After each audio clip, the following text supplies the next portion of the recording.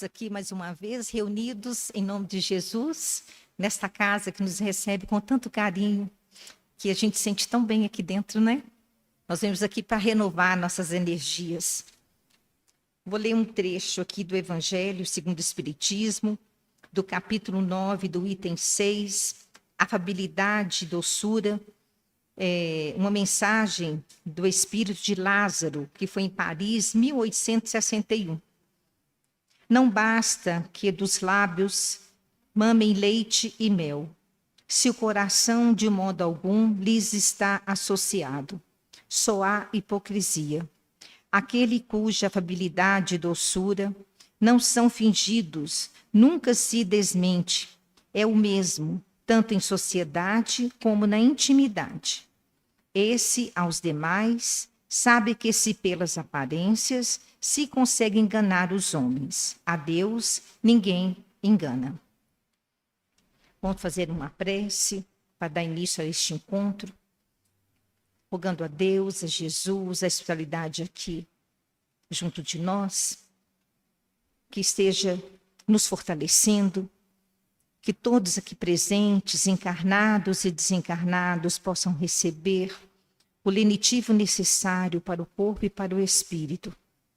Divino Mestre, querido amigo, esteja sempre conosco, nos fortalecendo em todos os momentos. Pedimos, Senhor, a palavra, a intuição para o nosso orador da noite, o nosso companheiro Antônio Santos, que vem nos trazer o estudo desta noite. Obrigada, Senhor, pela oportunidade de estarmos aqui nesta casa novamente. Nos abençoe, nos proteja, hoje e sempre que assim seja, graças a Deus. Então, gente, nós estamos seguindo hoje, é o último capítulo, né? De um dos capítulos do livro Reforma Íntima Sem Martírio, da irmã Sidufo. Quem vai nos trazer o capítulo Disciplina dos Desejos é o nosso companheiro Antônio Santos, a quem eu passo a palavra e agradeço a sua presença.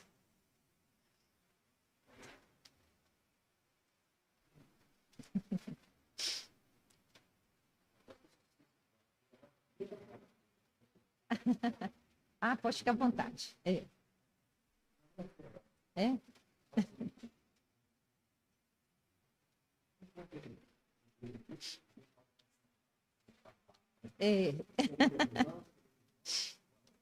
Boa noite. Fica lisonjeado, né, de ser lembrado. Isso é muito bom para nós, que nos dá a oportunidade de estudarmos, fazermos alguma coisa e principalmente conhecer gente bonita, gente nova, etc, etc. Né?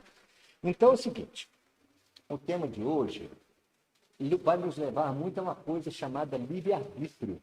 Opa, estou esquecendo o microfone. Na verdade, nos leva àquela questão do livre-arbítrio. Por que livre-arbítrio? Porque, veja bem, ao criar o espírito, não é?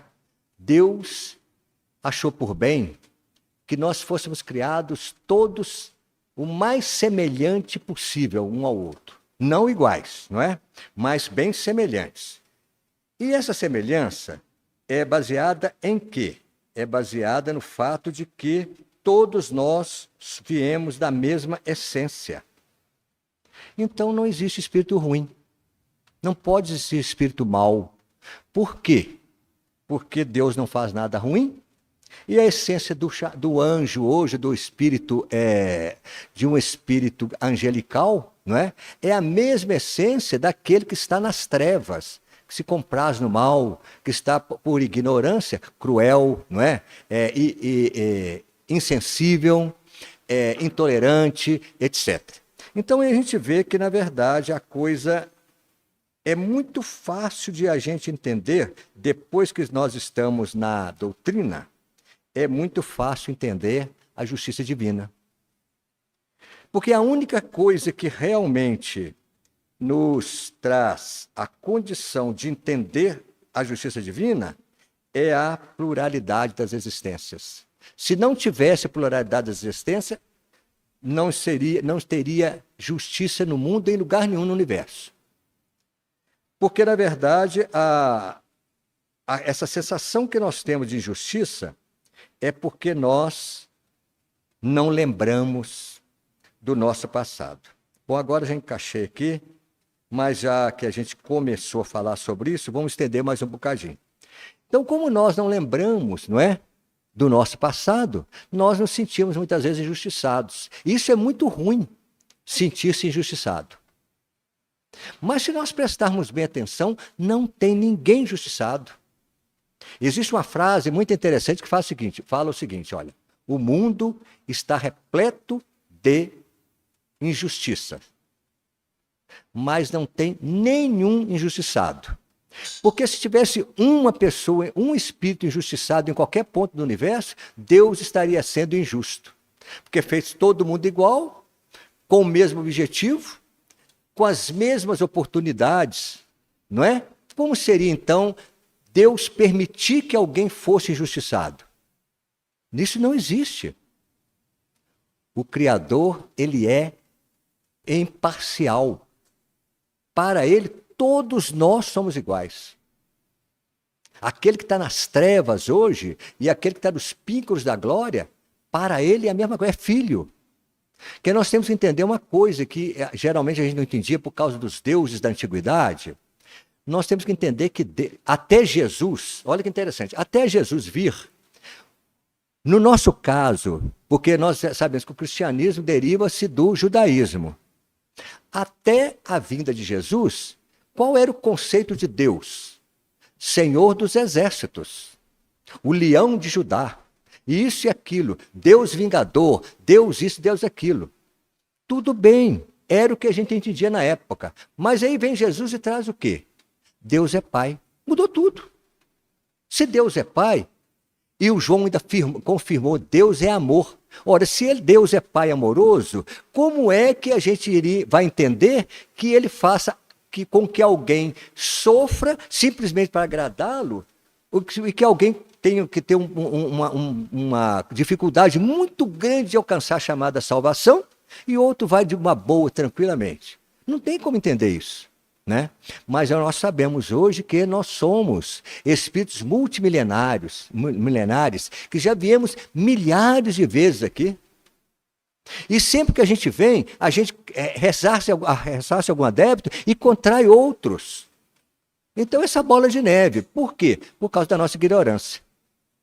Mas o que nos leva a essa ignorância? Exatamente a questão da criação. Como é que o espírito foi criado? Simples, ignorante, imortal, inteligente e dotado de livre-arbítrio. Olha onde está demonstrando a maior sabedoria de Deus. Somos dotados de livre-arbítrio. E qual o objetivo da criação do espírito? Ser feliz. Não podia ser diferente. Deus jamais iria criar os seus filhos, né, que somos nós, para sermos infelizes. Não faz sentido para a sabedoria e misericórdia absoluta. O que acontece, por termos sido criados simples e ignorantes, e com uma coisa que Deus não se mete nisso, que é a nossa índole, o caráter, Deus não se mete nisso. Por quê? Porque o caminho, o objetivo está dado, ser feliz. Mas para ser feliz, o que é que nós precisamos para ser feliz? Sermos perfeitos. Porque com imperfeição nós não conseguimos ser felizes. A felicidade é diretamente proporcional à perfeição do espírito. Quanto mais perfeito, mais feliz ele é. Porque não tem mais essas coisas que atrapalham a nossa caminhada. Orgulho, egoísmo, intolerância, prepotência, tudo isso que nos atrasa, que atrapalha, inveja, ciúme, tudo isso nos faz sofrer. Vocês já notaram o quanto que um orgulhoso sofre? Já notaram o quanto que um ciumento sofre? Ele sofre e faz os outros ao redor dele sofrerem? O quanto que o invejoso sofre? Muito. Se qualquer um de nós, num momento qualquer, conseguirmos aplacar, né, ou extirparmos de nós as nossas imperfeições, digamos que conseguimos extirpar 99,9999%, mas ficarmos com uma imperfeição, não temos condição de ser totalmente felizes. Porque no momento que aquela imperfeição for confrontada, Pronto, olha o espírito infeliz. Então não tem como. Para ser totalmente feliz, nós precisamos ser puros de coração. Como diz Jesus, bem-aventurados puros de coração, porque verão a Deus. E é verdade. Então, esse tema de hoje vai nos levar mais ou menos graças, né, à irmã Dufour, sobre essa questão de nós disciplinarmos os nossos desejos. Nós temos que disciplinar os nossos desejos, nós temos que policiar o nosso livre-arbítrio. Porque o nosso livre-arbítrio ele vai segundo a nossa vontade. Então, se nós formos pessoas que não tivermos força de vontade, ou então se a nossa vontade descambar para caminhos tortuosos, fatalmente nós seremos infelizes. Não tem como. Porque existe a lei do retorno e que tudo que nós fazemos retorna para nós. Tudo. Então, que vamos fazer coisa boa, né? Que retorna. E esse retorno é inexorável, né? Muito bem. Então, o livro Reforma Íntima Sem Martírio, né? É do o médium Vanderlei Soares Oliveira e o espírito Hermâncio Dufour. Disciplina. Então, é um contexto de disciplina, né? Uma etimologia da palavra, né? Disciplina quer dizer perseverança, organização, hábito, constância, né? Esforço, manutenção de ordem, dedicação em obter ou ter o fim a um objetivo pré-determinado. Então, se você tem um objetivo e se você tiver essas coisas aqui que é da disciplina, fatalmente a gente alcança aquele fim determinado. Que pode ser bom e pode ser ruim. Vai depender de como eu vou direcionar a minha vontade, de como eu vou direcionar a minha perseverança, a minha organização, né? Meu esforço, o hábito, a constância, não é? Então, para fechar, né, a disciplina é uma palavra que tem a mesma etimologia da palavra discípulo. Olha que interessante. Eu nunca tinha prestado atenção nisso, não é? A disciplina é uma palavra que tem a mesma etimologia da palavra discípulo. Discípulo quer dizer aquele que segue, não é? Quer dizer, um discípulo de Jesus é aquele que segue Jesus. E a disciplina não é sinônimo, mas é a mesma etimologia. É aquele que segue um objetivo. Se você tem a disciplina, né, você tem a disciplina de alcançar um objetivo. Agora, se esse objetivo vai ser bom ou ruim, a disciplina não, ela é, como eu diria, ela é transparente nisso. É a mesma coisa quando a gente está falando sobre mediunidade, né? Médium e tal. A mediunidade, ela está em todas as pessoas que são médium, não é? Elas podem direcionar. Ela pode manter a mediunidade no bem, mas pode ter também a indisciplina de mantê-la para caminhos escusos, usando muitas vezes a mediunidade de maneira irregular. Então, depende sempre de nós. Deus não tem culpa de nada. A gente que tem essa mania, né, de culpar o Criador, e como a gente está sempre procurando alguém para entregar a responsabilidade do que está acontecendo, a gente procura sempre alguém para entregar. E o que nós fazemos muito? Entregamos para Deus. Quando a coisa está ruim, não é vontade de Deus. Vontade de Deus que sejamos infelizes, que soframos ou qualquer coisa assim? Não. Acontece que muitas coisas que nós achamos que é ruim, na verdade é que nós precisamos. Então, a primeira coisa que nós temos que colocar em nossa mente, nós que somos habitantes de um planeta de provas e expiações, que não somos bonzinhos. Isso é a primeira coisa. Nós não somos bonzinhos. Se fôssemos bonzinhos, não estaríamos aqui. Agora, entre nós, tem um que é mais bonzinho, ou tem menos bonzinho, fica naquela. Mas nós somos todos num planeta como esse, somos todos mais ou menos iguais. Essa é a verdade. Às vezes choca, né? Puxa vida, mas está me comparando com não sei o quê? Não é isso não. O nosso planeta está no segundo degrau da escala evolutiva dos planetas. Se nós estamos num planeta que está no segundo degrau da escala evolutiva, é porque a nossa necessidade é estar aqui. Porque nós não temos ainda a nossa vibração intrínseca para estar num lugar melhor. Não tem como. Não tem como mesmo. Mesmo que, digamos que isso não acontece, porque a justiça divina ela é incorruptível. Mas digamos que por um motivo qualquer, né, é uma hipótese aqui que é impossível, mas digamos que tenha sido, que eu, por exemplo, seja levado, ascendido a um planeta superior à minha condição. Não fico uma semana. Não consigo. Porque a frequência vibratória de lá é muito superior à minha. Então, nós estamos sempre no lugar compatível com a nossa frequência interna. Aquela frequência que nós temos, quando a gente vai evoluindo, ela vai aumentando cada vez mais. E o que acontece quando a nossa frequência vai aumentando? Nós vamos sutilizando o nosso perispírito. E aí nós viramos luz. Virando luz? Não, nós somos luz. A nossa luz é que vai aparecer. Por isso que espíritos mais evoluídos brilham. Mas todos nós brilhamos. Quando nós conseguimos eliminar, não é, desses fluidos pesados que estão nos envolvendo. Então, partindo dessa premissa, nós temos que ficar muito felizes de estarmos aqui, sofrendo sim. Por quê? Porque qualquer coisa que nos causa sofrimento. Qualquer coisa. Muitas vezes a gente sofre por bobagem. Às vezes a pessoa falou alguma coisa que não foi aquele intuito de ofender, mas o meu orgulho logo grita: opa, peraí, não tinha direito de falar isso de mim. Quando a gente começa a pensar assim, ó o orgulho aí, ó, aparecendo, né? E nós adoramos o orgulho. Há milênios que nós estamos abraçados com ele. E vai caminhando. E acaba sempre levando a gente por caminhos complicados. Então, desejo, né? Nós falamos aqui em disciplina, né? Desejo. Para Freud, desejo é o impulso de recuperar a perda da primeira experiência de satisfação. Quando a gente perde a primeira experiência de satisfação, não é? Então nós imprimimos em nós um desejo de voltar àquilo, né?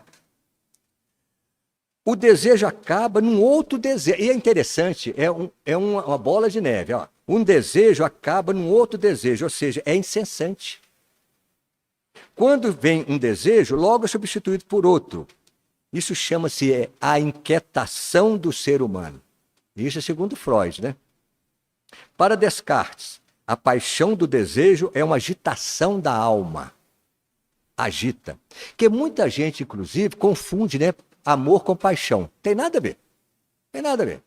Amor é uma coisa, paixão é outra. Tanto que as paixões geralmente são muito intensas por um período curto. O amor não. O amor é aquela coisa que vem suave e fica várias encarnações. Várias encarnações. Quantos espíritos vêm, muitas vezes, sempre mais ou menos na mesma família, é pai, mãe, irmão, né? Tudo ali. Por quê? Porque são espíritos simpáticos uns aos outros. E muitas vezes também, numa mesma família, além de termos, né, espíritos simpáticos, temos também espíritos que são antagônicos, que vêm naquela família.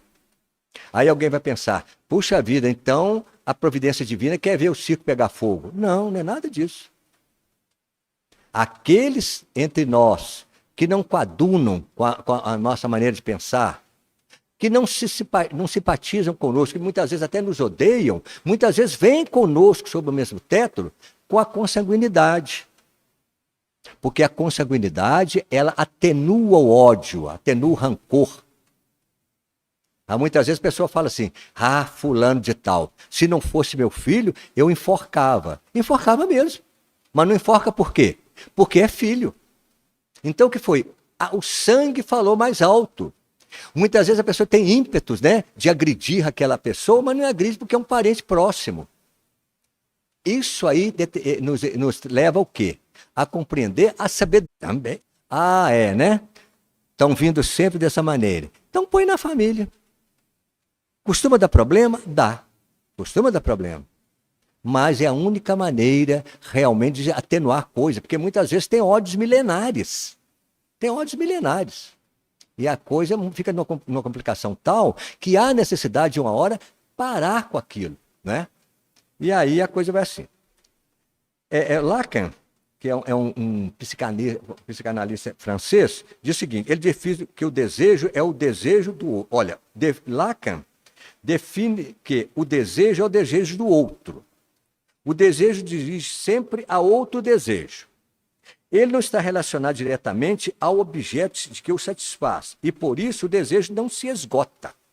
Não é nada fácil compreender essa afirmação psicanalística em poucas linhas, e é verdade. Porque quando a gente entra nessa parte de psicanálise, etc., como eu não entendo nada de psicologia, né, eu tenho dificuldade.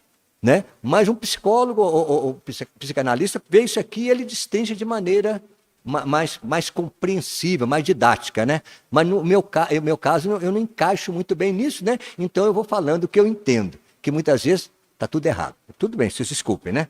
Então, olha só, dentro dos desejos mais reconhecidos estão, esses são os desejos mais reconhecidos.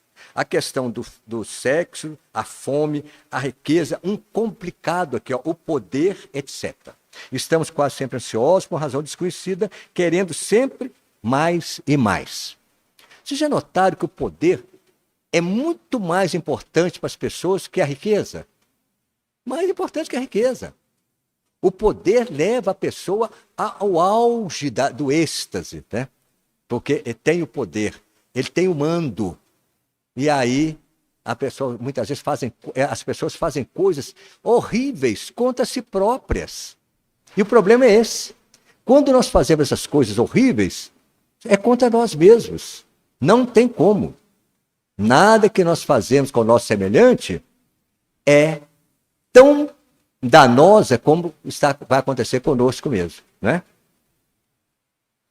Somos responsáveis pelas escolhas dos nossos desejos. Sim, somos. Até porque nós temos o livre-arbítrio, né? Uma vez que somos autores da elaboração consciente ou inconscientemente, né? Ou seja, quer seja ele rígido do princípio do prazer, que é na rota da vantagem, né? Aquela coisa, você vai ter prazer receber as coisas, ou então o princípio da realidade.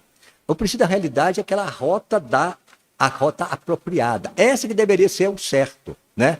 Nós desejarmos algo compatível com o Evangelho. Porque, não tem como. Não tem como. Em qualquer momento que nós saímos das leis naturais, seja em que circunstância for, quando nós saímos das leis naturais, e que o Evangelho traz para nós mastigadinha, né? O que acontece? Nós, fatalmente, seremos pessoas infelizes. Teremos sempre a nossa consciência cobrando.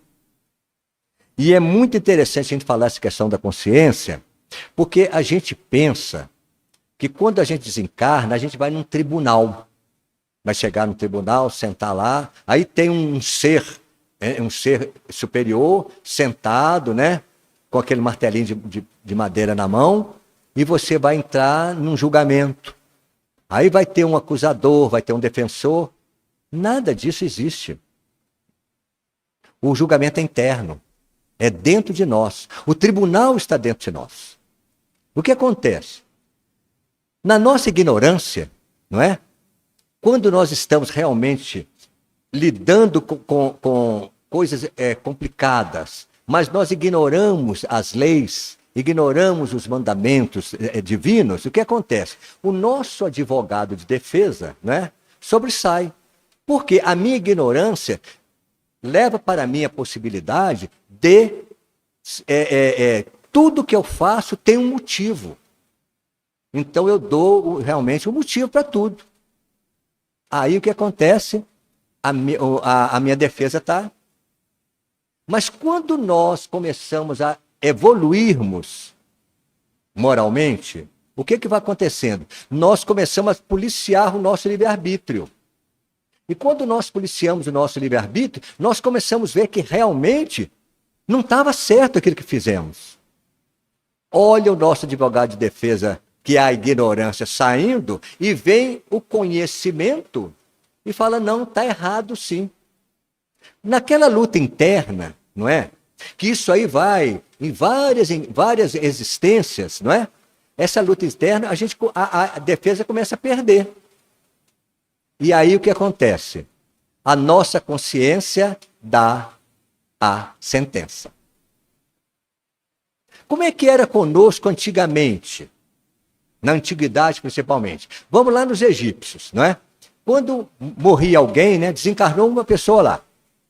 Aí o deus Anubis, que é aquele deus com rosto de chacal e corpo de humano, ia lá e pegava aquela alma pelo braço lá e levava até o deus Osíris, que era a divindade maior entre eles. Então Osíris era o deus dos mortos, ele julgava os mortos. Então o Anubis levava aquela alma até Osíris. E na mesa do Osíris lá tinha uma balança, aquelas balanças de 2 pratos, né? Aquelas que tem um prato de um lado, do outro, você põe o peso de um lado e a coisa ser pesada do outro. Naquela balança, num prato dela, tem uma pena. Tinha uma pena lá. Aí o Osíris ia naquela alma, tirava o coração daquela alma e colocava no outro prato. Pesou mais que a pena, dançou. Ah, dançou. Pesou mais que a pena, foi-se, né? Aí o que acontece? O Osíris, então, ia dar a sentença. E lá, entre eles acreditavam na reencarnação, só que de uma maneira totalmente estapafúrdia, né? Aí o Osíris falava, bom, seu coração pesou tanto que você vai voltar como um rato. Então, você poderia reencarnar como barata, como rato, dependendo do tamanho, do peso do seu coração. Mas nós sabemos que não é assim. Né? A nossa consciência vai dar a sentença. E como é que essa sentença vem para nós, essa sentença? Eu mesmo, né, cheio de remorso, etc., vou pedir para vir em uma encarnação complicada. Se eu sou uma pessoa muito orgulhosa, virei aqui a pedido meu, isso é importante falar. Quem está em prova não é expiação. Não é? Você pede, então, quero ir de uma maneira muito humilde, que é para mim combater o meu orgulho, etc., e vem muitas vezes nas condições bem humildes. Para quê? Para combater o orgulho. O avarento, né? Vem muitas vezes uma condição horrível, de muita dificuldade financeira, etc., para quê? Para ele ver realmente os 2 lados. Ele já vem na abundância, tornou-se um avaro. Né? Então ele vem numa maneira de muita dificuldade para entender como é que é. É tudo didático. Não é castigo, não é aprendizado. Então, aí a gente fica com esses desejos, né? Veja bem, o grande desejo daquele que não tem o que comer é ter o que comer. Está errado esse desejo? Não.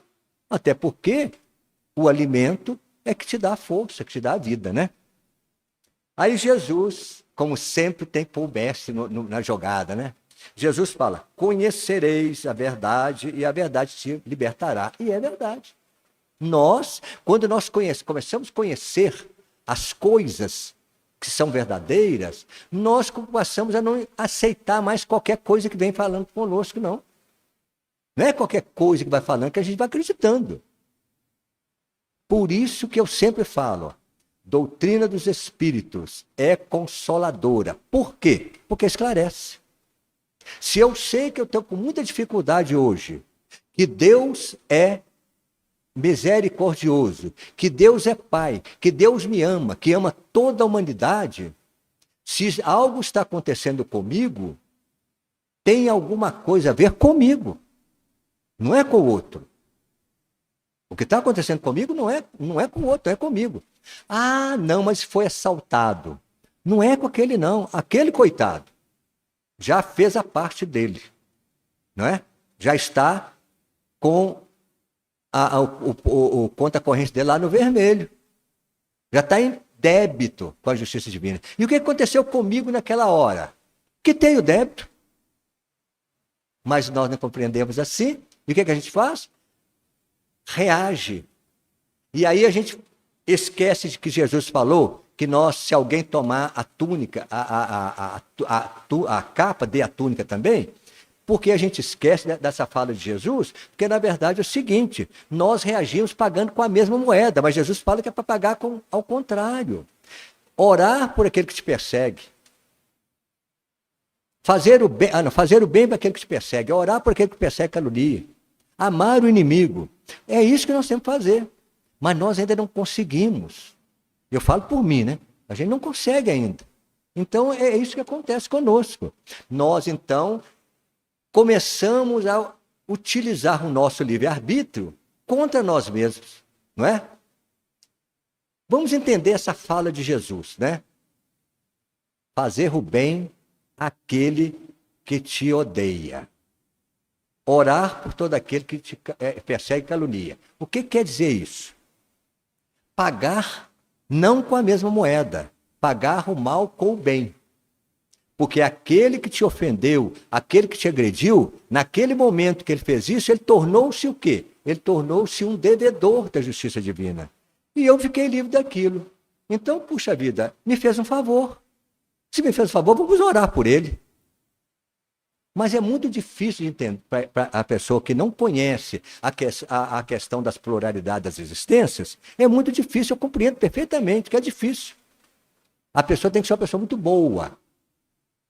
Não, aí ele não vai agir com lógica. Porque olha só, qualquer um de nós, né, que estejamos aqui, no conhecimento ou na crença de que nós estamos aqui pela primeira vez e que não voltaremos mais aqui, fica incompreensível essa pessoa entender por que aquele fez um mal com ele.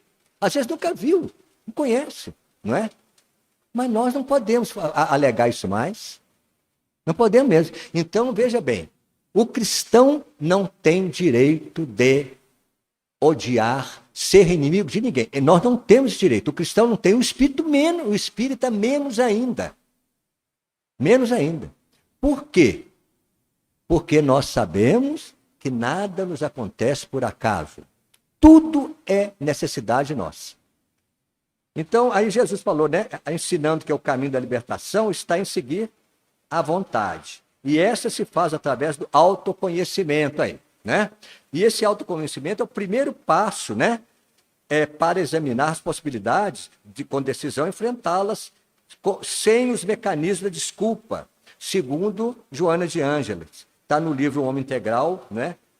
Livro psicografado pelo Edivaldo Franco. Então, enfrentar o desejo, ou seja, o objeto, a escolha, não é abraçar apenas o confortável. Aqui que está o problema é esse. Não é abraçar apenas o confortável. Eis que o caminho seguro, mas é o caminho seguro para minimizar as sensações de angústia que perseguem o nosso atual estágio. Todos nós ficamos angustiados quando as coisas não saem como a gente quer. E quanto mais orgulhoso eu for, mais angustiado é você. Até o caso de um turista, né, que foi em um determinado lugar, eu não sei de onde que o turista é e nem o lugar que é, mas a historinha é mais ou menos isso. Um turista chegou numa cidade lá e ficou sabendo de um sábio muito importante que tinha naquela região, todo mundo o adorava, que ele tinha resposta certa para tudo. Então ele ficou curioso e foi lá visitar esse sábio lá. Né? Chegou lá e assustou, o cara morava numa caverna. Pô, uma caverna, não tem porta, não tem nada. Chegou, entrou lá, não tinha nada, tinha uma pedra lá, um pano do lado no chão, não tinha mais nada. Porque ele ficou olhando assim, falou assim, poxa, mas o senhor, tão famoso assim, só fica assim, desse jeito? Não é, para mim está tudo bem. Mas o senhor não tem nada? Tenho tudo que eu preciso. Bom, mas tudo que você precisa? Não estou vendo nada aqui. Aí o sábio virou para ele e falou assim, por favor, o senhor está visitando aqui, mas o que o senhor trouxe? Não, eu trouxe só o necessário. Ele falou, pois é, eu também estou de passagem aqui, eu tenho só o necessário. Quer dizer, essa pessoa já não se preocupa mais com nada disso, não é? Mas será que nós teríamos condição de viver assim? Não. Por quê? Porque, na verdade, apesar de Jesus ter falado assim, olha, não se pode servir simultaneamente a Deus e a Mamon, né? Não se pode servir simultaneamente. O pulo do gato é essa palavra, a Deus e a Mamon. Porque Ou você ama um senhor e odeia o outro, ou vice-versa, não é?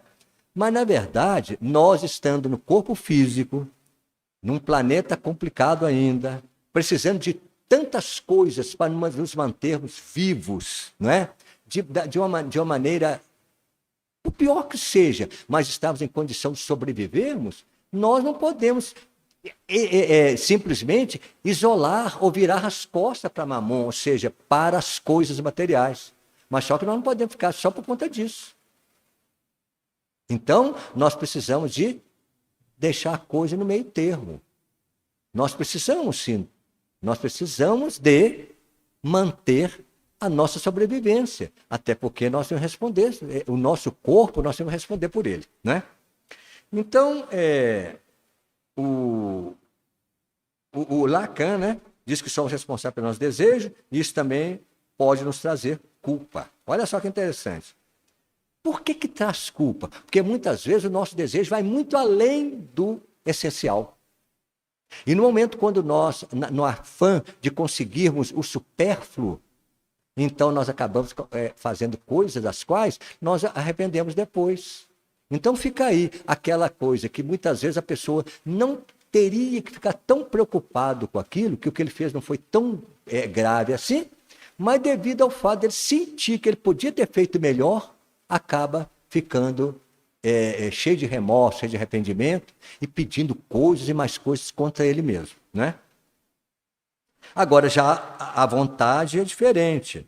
Só a vontade é suficiente forte para sustentar a harmonia do espírito. Isso fala de Emmanuel, não é? No livro Pensamento e Vida, capítulo 2.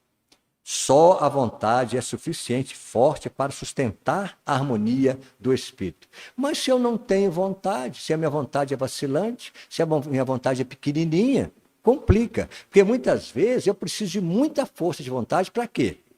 Combater os meus vícios, as minhas imperfeições. Porque essas imperfeições nos acompanham há milênios.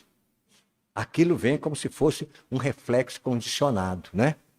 A gente está há milênios se tratando e tendo aqueles desejos voltados àquelas coisas da época. Então nós temos que ter a vontade para quê? Para sair daquela rotina e procurar outras coisas. Por isso que nós tem aquela fala tranquila do Espírito de Verdade. Está lá no Livro dos Espíritos. Espíritas, amai-vos, é o primeiro mandamento. Instruí-vos é o segundo. E se nós nos instruirmos, nós passamos a compreender e assimilar melhor as coisas que vêm. Olha só, o ensinamento de Jesus está há 2000 anos conosco, não é? E quantos de nós não entendem nada ainda? É claro que vamos entender um dia. Por que nós não entendemos nada ainda? Porque nós estamos amarrados ainda lá atrás. Estamos amarrados na antiguidade. Vocês já viram como é que são os deuses antigos, né? Os deuses antigos eram tenebrosos. Os deuses antigos eram complicados. Eles tinham todas as imperfeições que nós humanos temos. Vamos chutar um aqui, né? Um deus famoso aí, né? Por exemplo, para os romanos, Júpiter. Para os gregos, Zeus. Caramba, eram deuses, brigavam entre si, não é? Faziam uma confusão danada, vinham aqui na Terra, fomentavam guerras, etc. Eram deuses. E o Deus Israel? O Deus Israel é complicadíssimo. Por que o Deus Israel é complicadíssimo?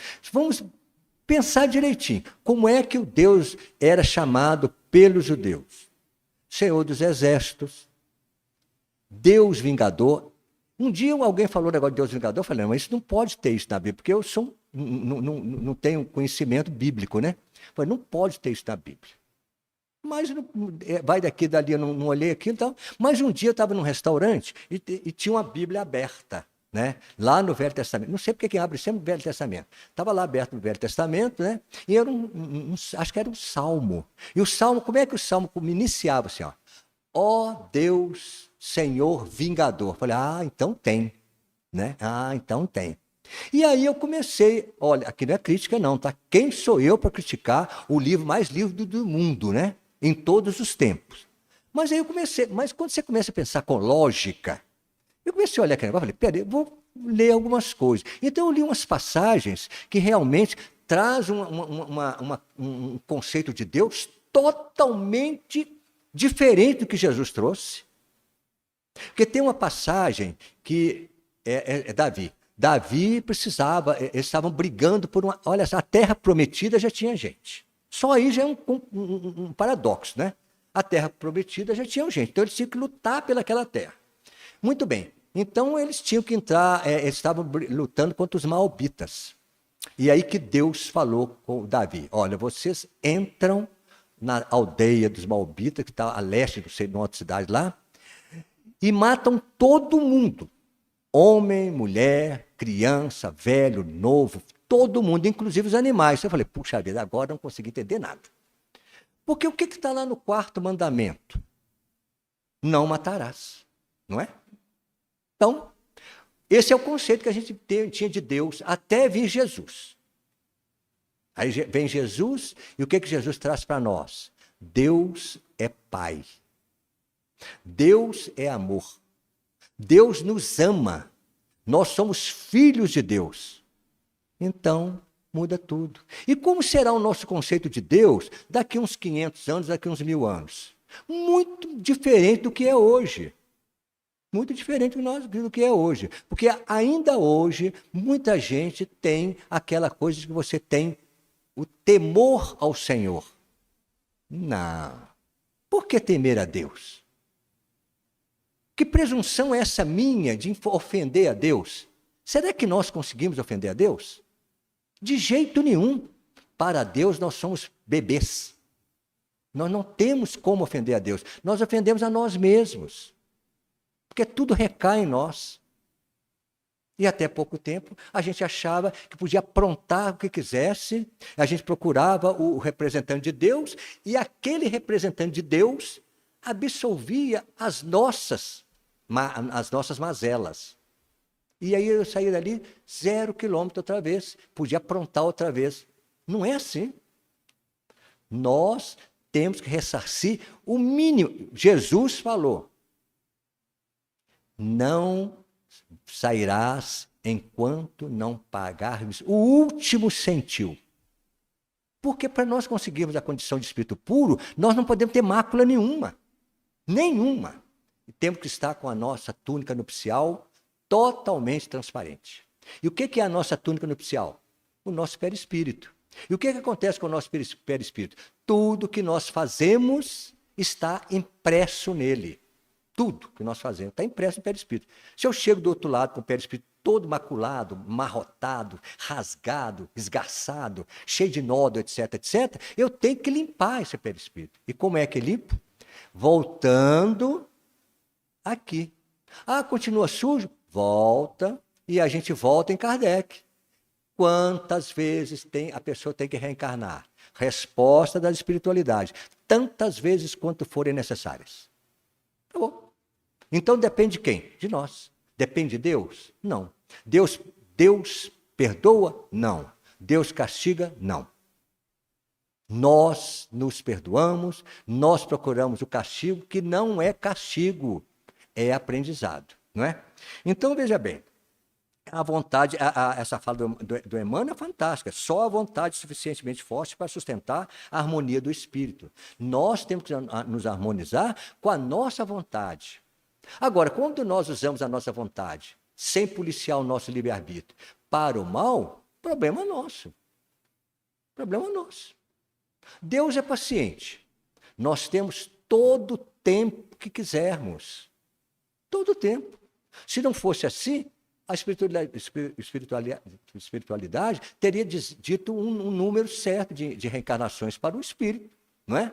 Mas como Deus nos dá todo o tempo que precisamos, então nós reencarnaremos tantas vezes quanto. Ah, mas pode ser eternamente. Se o espírito quiser ficar eternamente, ele vai ficar eternamente aí. Vai e volta, vai e volta. Mas é claro que cada vez que a gente vem, a gente evolui um bocadinho, né? Por muito preguiçoso que eu seja, eu acabo andando um pouquinho em cada reencarnação, porque eu vou aprendendo coisas, né? E outra coisa que ainda está também no livro, né? Lá no capítulo 2. O pensamento... gente, esse livro é espetacular. Pensamento e Vida. É um livro pequenininho, tá? Ele é fininho e até o formato é pequenininho. Mas é um dos livros mais sensacionais que eu já vi. Pensamento e Vida, do Emmanuel, né? O pensamento é o elemento selecionador, enquanto a vontade é o agente, o que determina o que fazer. Você pensa, né? Aí, quando você pensa, a vontade é o agente que vai determinar se você deve ou não fazer. E quem está embutido nisso aí? O livre-arbítrio. Então a gente lembra sempre Paulo, né? Tudo posso, mas nem tudo me convém. Porque tudo que eu faço retorna para mim. Se eu tenho que responder por tudo, então eu tenho que procurar fazer coisas boas, né? O Leon Denis, no livro Problema do Ser, o Destino e da Dor, ele diz o seguinte: ó, cada alma é um foco de vibrações que a vontade põe em movimento. Tudo no universo é frequência, é vibração. Então, veja bem, quanto mais eu vou evoluindo moralmente, quanto mais eu vou me desmaterializando, maior é a minha vibração intrínseca. Maior ela é. E quanto mais essa vibração ela aumenta de frequência, mais sutil o meu perispírito vai ficando. Então, muitas vezes, quando a pessoa desencarna, muitas vezes ele está com o perispírito tão denso, mas tão denso, que a espiritualidade superior não tem como ampará-lo. Não tem como chegar a ele. Porque se chegar com aquela luz toda, vai ofuscá-lo. E por muito que aquele espírito evoluído ele consegue baixar a sua frequência, ele ainda fica muito brilhante, por assim dizer, para aquele que está lá nas trevas lá. Então, geralmente é usado, no plano espiritual, espíritos não tão elevados, né, em sabedoria, etc., mas bons espíritos, né, mas que estão mais densos para fazer esse trabalho. É isso que acontece, para a gente entender exatamente como é que funciona esse mecanismo, né, de socorro dos espíritos da espiritualidade, o que acontece, quando eu chego, como é que é. Ninguém é levado para lugar nenhum. Quando a gente desencarna, magneticamente, você se vê naquele local onde está, que é exatamente compatível com a sua frequência. Qual é o maior exemplo que nós temos? André Luiz. Onde? No livro Nosso Lar, no inicinho. Não é? O que aconteceu? Ele estava na mesa de operação, desencarnou, deu um branco, depois ele acordou, mineiramente falando, né? Oncotô, né? Pronto. Estava lá. Alguém o levou? Não. Chega lá. Ninguém leva. E ele conseguiria sair dali enquanto ele não deu uma amainada naqueles fluidos densos que o envolvia, enquanto ele não despertou um pouquinho, né, com o plano espiritual, ele não conseguiu ver aquelas pessoas que estavam sempre perto dele lá, a mãe dele, o Clarence, estavam sempre lá. Né? É isso que acontece. Então, tudo é vibração, né? E a disciplina? Agora nós já falamos do desejo, da vontade, etc., do livre-arbítrio. E a disciplina? A disciplina dos desejos é o seguinte: quando desejamos o bem, sentimos o amor, a compaixão e a fraternidade pelo outro. Aí, ó, quando desejamos. Quando desejamos o mal, a sintonia. Sentimos o ódio, a raiva e a indiferença ao outro. Em cima, né, você sente o amor, a compaixão e a fraternidade, não é? E embaixo você sente o ódio, a raiva e a indiferença ao outro. Quando desejamos estagnar, sentimos a preguiça, o pessimismo e a descrença. Descrença é um caso sério para nós. Não importa qual é a nossa crença. Quando nós temos uma crença qualquer, seja ela que for, qual a igreja que seja, qual a religião que seja, nós temos que confiar naquilo. No momento que nós começamos a ficar assim, meio descrente assim, é porque aquilo já não está te satisfazendo mais. Então, é melhor procurar algo. Ah, não, eu estou na igreja tal, não posso. Não, pode sim. Por que não? Pode. Nós temos o livre-arbítrio para isso, não é? Quando desejamos o progresso, sentimos o idealismo, o otimismo e a fé.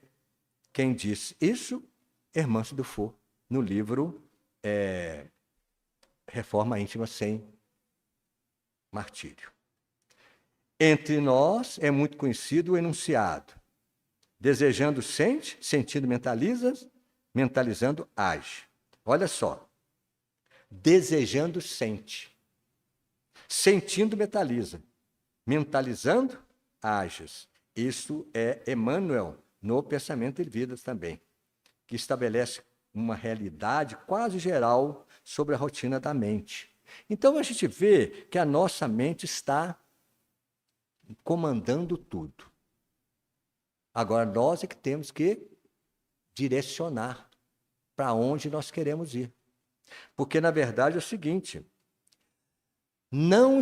sentimentos, vícios, imperfeições não estão no corpo físico. O nosso corpo físico é somente uma vestimenta, é uma ferramenta para nós agirmos na matéria. Mas todo sentimento, tudo está em nós, espírito. Nem no perispírito está. O perispírito é somente uma interface entre algo imaterial com a matéria densa. Ah, mas o perispírito tem um cérebro. Tem um cérebro. Que o seu cérebro do corpo físico é cópia do seu cérebro do perispiritual. Mas a mente está em mim, espírito. Porque se fosse assim, isso é complicado, porque quando você troca de planeta, você não troca de perispírito. Trocou de perispírito, você esqueceria tudo, se estivesse lá. Então, está a mente, quer dizer, o eu, né? o ser é o espírito. E o problema nosso é que a maioria de nós está sempre sobrecarregada com nosso regime provacional, né? A gente está sempre sobrecarregado pelos reflexos milenares a vencer. Porque olha que interessante, esse negócio de reflexos milenares, muitas vezes a pessoa reencarna, uma pessoa boa, né? E leva a vida inteira sérios de problemas, está sempre, como eu diria, ofendido, agredido, etc., etc., que você não vê ali algo naquela pessoa que poderia levá-lo a receber tudo isso. Então, o que a gente pensa? Não é possível, o seu fulano de tal, uma pessoa tão boa, que eu conheço há muitos anos atrás, não poderia estar sofrendo tanto e não fez nada.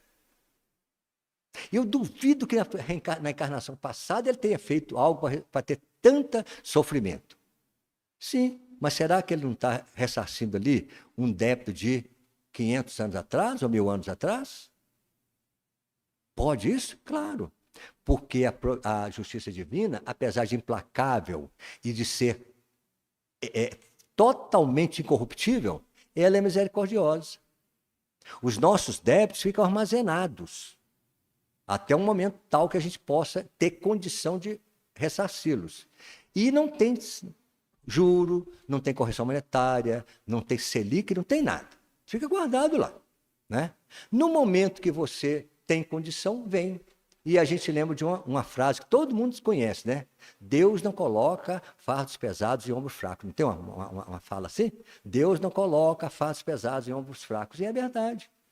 A justiça divina tem essa misericórdia que você pode ressarcir. Então, veja bem, nós muitas vezes estamos em doloroso regime provacional, sobrecarregados pelos reflexos milenares a vencer. Coisa que está lá atrás.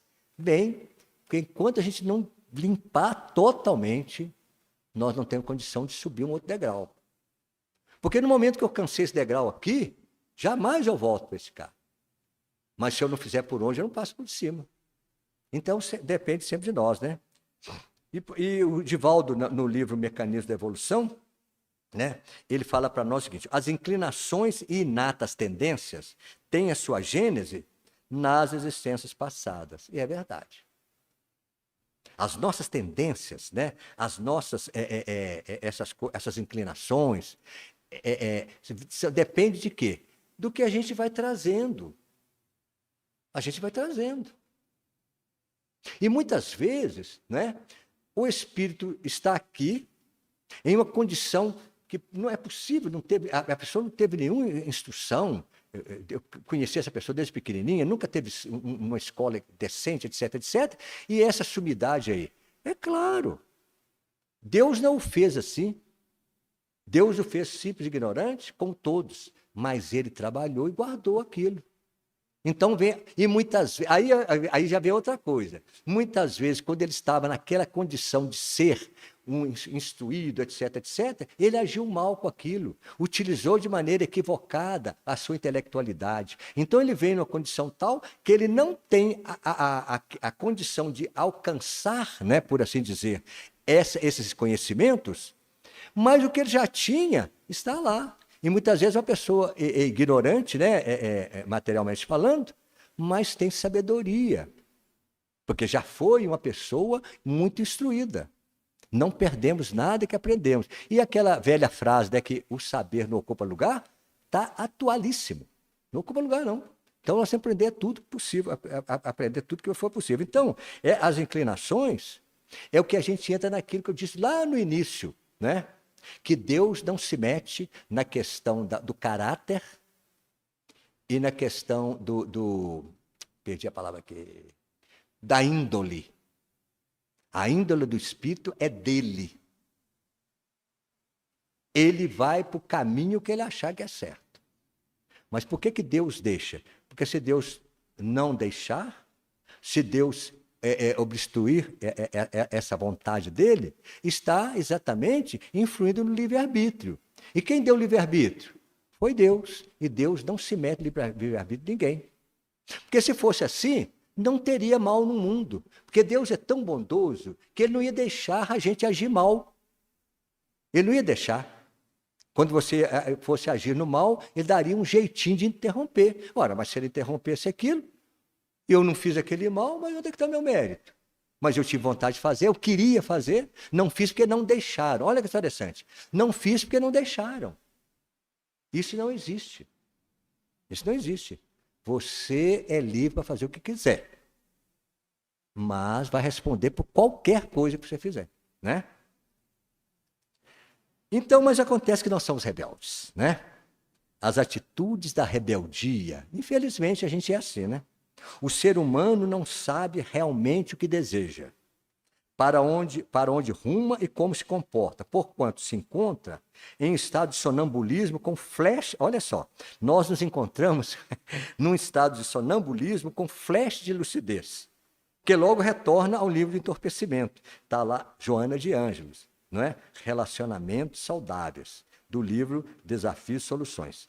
A Joana de Ângeles, nessa parte de psicologia, os livros do Divaldo são muito bons, porque toca, vai no âmago, naquele lugarzinho, naquele lugarzinho na ferida ali, dá uma cavacadinha, né? E é isso que é interessante para acordar a gente. Porque senão nós ficamos nesse marasmo aí, ó. Como é que é? Deixa a vida me levar, tá nem aí, né? Nada disso. Nós temos que direcionar a vida. A vida não tem que levar ninguém. Nós é que temos que direcionar a vida. É obrigação nossa, né? Kardec, não tem jeito dele andar mais devagar. Nunca, eu sempre pergunto, mas nunca tem, né? Olha só, isso é rapidinho agora, tá? O Kardec, para nós, ele traz no Evangelho segundo o Espiritismo, no capítulo 5, no item 4, né? Ele fala assim: quantos se arruinam por falta de ordem, de perseverança, pelo mal proceder, por não terem sabido limitar os seus desejos. Imagine bem se a gente fosse simplesmente fazer tudo o que nós desejamos, ter tudo o que desejamos, não é? Ia ser uma balbúrdia. Mas não. Ainda bem que tem, apesar com todas as suas mazelas, todas as suas imperfeições, existem leis, também leis humanas. Mas olha só, para encerrar, se nós, toda a humanidade, principalmente que partiu, né, do judaísmo, que foi o cristianismo, o islamismo, são religiões que partiram do judaísmo. Se todos nós levássemos a sério o decálogo, o mundo seria uma maravilha. Porque no decálogo é só proibindo, né? Mas segundo o decálogo, nós não invejaríamos nada de ninguém. Nós não prestaríamos falso testemunho. nós não prejudicaríamos, nós não mataríamos ninguém, não roubaríamos, não adulteraríamos. Não, está lá. É essa lei que Jesus falou que não veio derrogar. Porque, inclusive, no primeiro capítulo do Evangelho segundo o Espiritismo, o Kardec começa com aquele capítulo que é não vim derrogar a lei. Não é? Mas quando Jesus falou isso, não ele falou da Torá, não. Ele falou do Decálogo. Porque a Torá nada mais é que um desmembramento, por assim dizer, né? É um desmembramento mesmo dos 10 mandamentos. Então, a partir dos 10 mandamentos, eles fizeram 613. Né? Mas a gente vê que tem muita coisa ali que não tem nada a ver. Mas se você for realmente nos 10 mandamentos, tranquilo. O 10º é muito interessante, né? É contra a inveja, né? Porque nós não devemos, que a pessoa não deve invejar o lar do seu próximo. Ele começa com o asno, né? O asno do próximo, os carneiros do próximo, a mulher do próximo é antes, etc. Desejar nada do próximo. Hoje, como é que ele falaria, né? Não desejar o iPod do cara lá, né?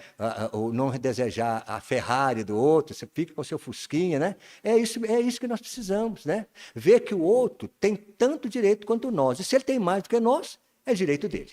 Então é isso aí, queridas irmãs, queridos irmãos, que a gente poderia falar sobre os nossos desejos. Nós precisamos, sim, disciplinar o nosso desejo. De que maneira? Policiando o nosso livre-arbítrio. Muito obrigado, que a paz de Jesus esteja conosco, né? Que nós possamos voltar para os nossos lares levando essa psicosfera gostosa daqui. Boa noite. Gratidão minha, viu? Clareza para todos nós sobre esse capítulo, né? Esse livro da Hermância é muito bom, porque essa reforma íntima não é fácil não, né, gente? É difícil. Mas a gente precisa de fazer, né? E ela traz de uma maneira assim que passa a mão na cabeça da gente, sabe? Tipo assim, vai devagar, você vai conseguir, não é tão difícil não. Leia para você ver esses livros que dá assim um acalento no coração da gente, né? Acalenta que a gente vai conseguir acima das nossas imperfeições e só vamos conseguir fazer essa reforma íntima, né? E São Antônio trouxe assim muito bem esse tema para a gente poder ir lá, pegar um livrinho e ler, né? Porque disciplina é aquilo que Emmanuel falou com o Chico, né, seu Antônio? Disciplina, disciplina, disciplina. A nossa vida é disciplina, para tudo, né? Porque senão a gente vai naquela leizinha ali, ó, livre-arbítrio, causa e efeito, né? Vai escolher mal, né? Muito obrigada, seu Antônio. Obrigada mesmo, viu? Por estar conosco e trazer esse estudo com tanta clareza para a gente. Foi muito bom. Nós vamos fazer nossa prece para finalizar, né? Porque nós temos nossos amigos que estão lá no online, né? Então, nós terminamos com eles e a gente vai partir para os nossos recadinhos. Nós vamos agradecer a Deus esse momento, agradecer a Ele a oportunidade que Ele nos dá de estar nessa casa, de reviver os seus ensinamentos, né? De levar para os nossos lares essas vibrações que a gente sente aqui quando nós estamos na nossa casa. E a gente vai levar para aqueles que ficaram o estudo de hoje, né? Um dia no bate-papo a gente vai conversar, vai explicar, mas também a gente vai levar também esse momento, né? De estudo, esse banquete que nós tivemos essa noite. Obrigada, Jesus, por estar sempre conosco, nos dando essas oportunidades, nos fortalecendo nos momentos difíceis, e vamos seguir também os ensinamentos do Cristo. Que todos possam ir para os seus lares, sentindo essa paz, e também mais um compromisso com o estudo dessa noite. Que todos possam seguir para os seus lares em paz. E vamos aqui terminar este momento com os nossos companheiros que estão em casa.